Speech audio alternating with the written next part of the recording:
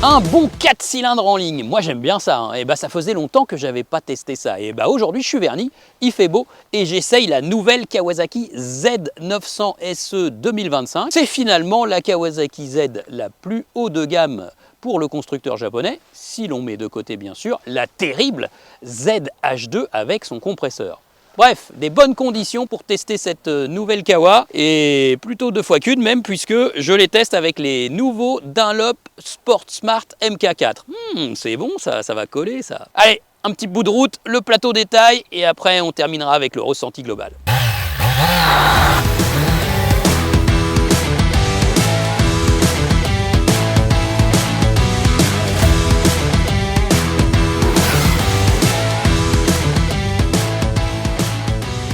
Et voici la Z900 SE modèle 2025. Alors, ce que l'on entend par SE, c'est une amélioration notamment des trains roulants. Vous avez une fourche ici, Kayaba, mais dont les fourreaux ont été peints en or pour rappeler l'amortisseur Öhlins à l'arrière S46. Voilà, un amortisseur de grande diffusion qui comporte une molette déportée pour pouvoir régler la précharge de façon plus facile. Et c'est un amortisseur bien sûr entièrement réglable et qui va apporter plus de progressivité avec un piston de beau diamètre au niveau de son fonctionnement interne. La fourche donc fourreau doré uniquement, c'est une Kayaba, elle est ajustable bien sûr au sommet des tubes. Ensuite vous allez retrouver des étriers Brembo M432. Alors M432 c'est pas les derniers cris en matière d'étriers chez Brembo. C'est un petit peu gros, mais ce sont des étriers à fixation radiale qui apportent quand même pas mal de puissance. Il y a les plaquettes qui vont avec. Donc, ce qu'on apprécie aussi sur une japonaise notamment, c'est la présence de durite aviation, durite tressée. Et puis un mètre cylindre de frein avant aussi radial, mais de chez Nissin. Hein. Donc on peut accorder Nissin et Brembo, il n'y a pas de problème. Sur cette Z900 SE, on va retrouver aussi une couleur spécifique, le cadre vert Kawasaki, les belles jantes vertes. C'est vrai, quand elles sont propres, ça claque hein, quand même. Et puis, on a aussi une belle selle surpiquée, plus épaisse, qui porte la hauteur de selle à 830 mm, mais ça apporte du confort hein, par rapport à l'ancienne Z, c'est évident que c'est plus confortable. Là, la moto comporte aussi le pack performance, donc on a un silencieux Akrapovic homologué, qui ne présente malgré tout pas de grosses chicanes à l'arrière, donc c'est quand même très esthétique, c'est écrit Akrapovic by Z900, c'est super beau, avec une petite patte là, un petit patte en carbone, c'est très beau. Au passage, on appréciera la finition du collecteur d'échappement, là les soudures sont impeccables, c'est quand même bien mieux fait que chez Yamaha, il n'y a pas de doute là-dessus. Idem pour le sabot moteur, là il est très quali, hein. Et l'ensemble des plastiques en général, c'est quand même très bien fait chez Kawasaki, ça imite parfois le métal, et puis c'est très propre, les traitements de surface sont très bien faits, c'est très joli. Jusqu'à cette écope qui est commune avec la Z900 standard, hein, en alu brossé, c'est quand même très joli tout ça. Là dans le pack performance, donc on a aussi le capot de selle arrière, voilà, et puis le saut de vent qui va apporter un surcroît de protection à 130 km/h, ça fonctionne finalement.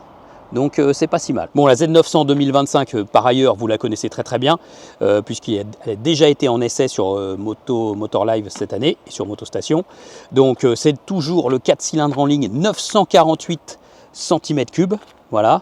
4 cylindres en ligne issus de la grande lignée des moteurs Ninja, hein, donc double arbre cam en tête, 16 soupapes, refroidi par eau et une injection surtout à double papillon qui fait des merveilles. Voilà, donc maintenant il y a un ride-by-wire sur cette moto, mais avec toujours une injection à double papillon qui apporte beaucoup de douceur et vraiment un caractère suave au dosage des gaz, ça c'est super agréable. Donc ça fait 124 chevaux ce moteur, comme la Z900, hein, il n'y a pas d'accroissement de la puissance en version SE. Par contre la SE elle n'est pas disponible en version A2. Il faut savoir qu'une ZX9R en 2002, ça faisait 889 cm3 et ça développait 144 chevaux à 11 000 tours minute. Donc il y avait quand même un peu plus de puissance en 2002 avec des normes moins restrictives pour une technologie moteur très similaire. Ce qui me laisse à penser que ce moteur de Z900 pourrait développer un peu plus puisqu'il ne prend pas beaucoup de tours minute, 9500 tours minute, le rupteur un peu plus tard. Donc franchement, on devrait pouvoir en tirer 10 chevaux de plus de ce moteur avec une allonge un peu augmentée. On retrouve aussi un quick shifter up and down très bien calibré sur cette Kawasaki Z900, ça fonctionne à merveille. Le tableau de bord Kawasaki TFT couleur 5 pouces est à peu près commun à toute la gamme, on retrouve ce tableau de bord sur beaucoup de modèles chez Kawasaki. Il est vraiment facile de navigation depuis le commodo gauche multifonction. Donc là maintenant on a un régulateur de vitesse et puis on a des commodos qui pilotent le tableau de bord. On peut retrouver notamment sa consommation moyenne. Ah, c'est une bonne nouvelle, puisqu'ils ont retravaillé ce moteur et maintenant on descend sous les 5 litres. J'ai réussi en roulant très cool à faire un petit 4 litres 6. Le repère d'angle aussi, gauche-droite, parce qu'avec la centrale inertielle, on a ça maintenant. On a l'indication d'angle, les divers trips et puis bien sûr les modes moteur.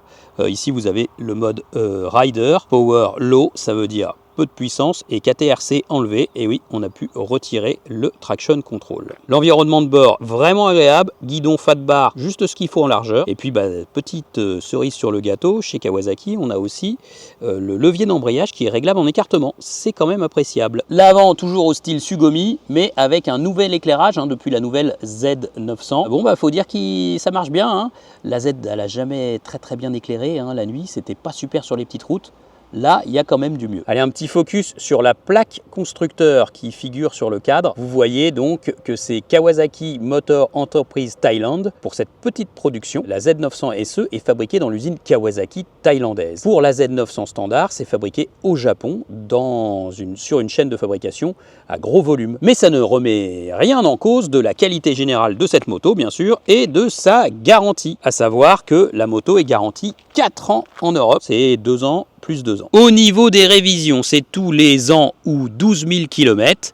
Et la grosse révision avec le réglage des soupapes, ce sera à 24 000 km. Comme souvent chez Kawasaki en fait. Pour cet essai, nous avons chaussé les nouveaux Dunlop Sport Smart MK4.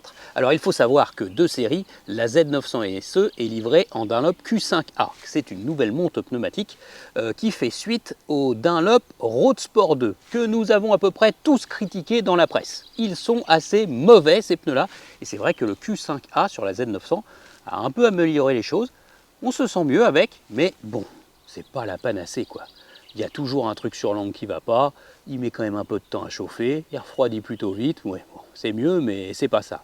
Et ben là, il n'y a pas de problème, avec ce pneumatique Cocorico, un peu français puisqu'il est de conception française et fabriqué dans l'usine Dunlop de Montluçon, il n'y a plus de souci, le grip il est là. Ce pneu, il est nouveau déjà au niveau de la carcasse. Dunlop a revu la fabrication de pneus et la carcasse et les plis dans le pneu, de manière à ce qu'on ait une plus grande facilité de mise sur l'angle. Ça, c'est tout à fait valable pour le pneu arrière, parce qu'on a travaillé sur la carcasse et sur l'épaulement du pneu pour faciliter la mise sur l'angle, mais c'est aussi très valable pour le pneu avant qui bénéficie de la technologie Dynamic Front Formula qui réduit l'effort au guidon pour aller chercher le point de corde. On remarque aussi que chez Dunlop, toujours cette forme en fait finalement assez arrondie au niveau du profil, ce qui fait qu'on a une mise sur l'angle qui est très progressive, qui n'est pas trop rapide, et puis on sait très bien comment on descend sur l'angle, donc ça on a un très bon retour d'information, ça c'est plutôt chouette. Le pneu arrière évidemment il est multi-thread comme on dit chez Dunlop, ça veut dire qu'il est bighomme en fait, donc bien sûr il y a une bande de roulement qui est plus dure, qui est renforcée pour augmenter l'endurance kilométrique, mais c'est pas une bande plus dure et des épaules plus tendres. Chez Dunlop on superpose en fait les couches de gomme, ce qui fait qu'il n'y a pas en fait de chevauchement très marqué entre la gomme dure et la gomme tendre. Donc on ne passe pas d'un grip moyen à un grip fort, c'est assez uniforme. Au niveau des mélanges de gomme et des composés chimiques, et bien là sur ce Sport Smart MK4, il y a l'arrivée d'une haute teneur en silice. Ça va permettre une meilleure mise en action parce que le pneu en fait il va plus vite monter en température. Au niveau des sculptures, pneus avant et pneus arrière, c'est à peu près les mêmes dessins. Alors on remarque des sculptures qui sont en pointe et ensuite qui se resserrent pour s'élargir. Ça a quel but en fait? Tout simplement, ça a le but d'accélérer les flux d'eau quand on roule sur route mouillée. Et ça va expulser plus vite, bien sûr, l'humidité. Donc tout ça pour augmenter le comportement sur le mouillé. Vous remarquerez aussi au niveau des épaules, vraiment les bords, ils sont typés slick. Ça c'est tout simplement pour améliorer la tenue de route sur le sec, sur les virages. Ça on aime bien. Le pneu avant Sport Smart MK4, franchement j'ai vraiment adoré. On a un très bon feeling, notamment lors de la mise sur l'angle. En fait on a beaucoup de confiance avec ce pneu. Même quand on est déjà à un angle assez généreux, le pneu vous informe toujours de l'adhérence qu'il a, et donc ça c'est vraiment très gratifiant sur une conduite sec et sur une conduite un petit peu rapide. Alors au niveau du pneu avant, ça va coûter à peu près 130 € hein, pour un pneu avant, environ 180 € pour le pneu arrière. Bon, c'est à peu près toujours ces prix là. Après Covid, c'est vrai que les pneus ont bien augmenté quand même, et on est aux alentours de entre 300 et 350 € pour ce train de pneus. Bon bah voilà, il est temps de conclure, de livrer notre verdict autour de cette Kawasaki Z900 SE. Vous avez vu, la météo elle a changé, hein. Elle s'est légèrement assombrie. Est-ce que ça veut dire que ça prévoit un avenir commercial sombre pour cette Kawasaki Z900 SE? Pas du tout, non, je ne crois pas.